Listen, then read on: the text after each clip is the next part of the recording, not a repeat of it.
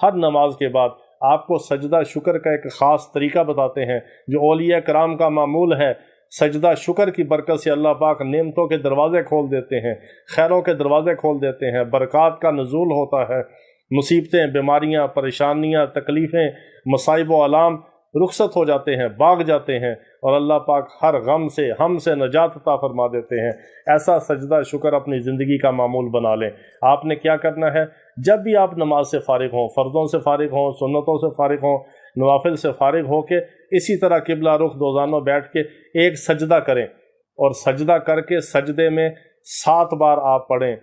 الحمدللہ رب العالمین۔ اس یقین اور استحضار کے ساتھ پڑھیں کہ تمام تعریفیں، تمام بڑائیاں، تمام قسم کا شکر اس اللہ رب العالمین کے لیے ہے۔ اس طرح سجدہ شکر ادا کر کے دیکھیں، اللہ کی رحمت جوش میں آئے گی۔ آپ کی بدحالی انشاءاللہ خوشحالی میں بدل جائے گی۔ وہ کلمات یہ ہے: توکلت علی الحی الذی لا يموت، الحمد للہ الذی لم يتخذ ولدا ولم يكن له شریک فی الملک ولم يكن له ولی من الذل وکبرہ تکبیرا۔ بندے نے عرض کیا کہ جب سے یا رسول اللہ صلی اللہ علیہ وسلم آپ نے مجھے یہ کلمات بتلائے تھے، میں پابندی سے ان کلمات کا ورد کر رہا ہوں، پڑھتا ہوں ان کلمات کو۔ لہٰذا یہ مبارک کلمات ہے، کوئی خاص تعداد معین نہیں ہے، لہٰذا کثرت سے پڑھا کرے،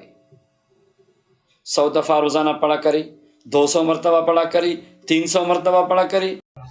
اگر واقعی مالی تنگ دستی ہے، اپنی زندگی میں اعمال کی کمی نہیں ہے، گھر میں نماز ہے، قرآن کی تلاوت ہے، روزے ہیں، ذکر اذکار ہے، اور رزق حلال کمانے کی کوشش کرتے ہیں، سود کا معاملہ گھر میں نہیں ہے، ذخیرہ اندوزی کا معاملہ نہیں ہے، یا اور اس طرح کا کوئی خنزیر رزق جو ہے وہ کسی بھی طریقے سے گھر میں نہیں آتا، اس کے باوجود گھٹن ہے یا عیال بڑا ہے، گھر بڑا ہے، ذمہ داریاں زیادہ ہیں، تو مالی طور پہ پریشان ہیں، تو اللہ والو سورت اخلاص، قل هو اللہ احد اللہ الصمد لم یلد ولم یولد ولم یکن لہ کفوا احد، ٹھیک ہے؟ تو یہ سورت مبارکہ فجر کی نماز کے بعد جس نے 2 تسبیحاں یعنی 200 مرتبہ سورت قل هو اللہ احد بسم اللہ شریف کے ساتھ پڑھی، اول و آخر 11 بار درود پاک، اللہ کا وعدہ ہے میں اس کو متوکلین میں شامل کر دوں گا، اس کا رزق میرے ذمہ ہے۔